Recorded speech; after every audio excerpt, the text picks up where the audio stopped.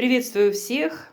Сегодня воскресенье, 1 марта, Великого Поста, 7-й день. И сегодня разрешается растительная пища, горячая растительная пища с растительным маслом. У меня сегодня завтрак. Это у меня геркулесовая кашка с медом, вкусненькая. Потом банан, тоже я буду есть его с кашей. Оладушки.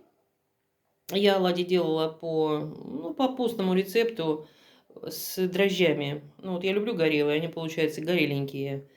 Мед и чай с лимончиком. Это мне такой будет завтрак. Прекрасненький завтрак.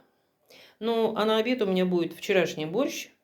И хочу сделать винегрет. Ну, а на ужин подумаю. Но я запишу ролик, чем я питаться буду сегодня. Всем всего самого наилучшего. Всем, кто завтракает, обедает и ужинает, приятного аппетита. Всего хорошего.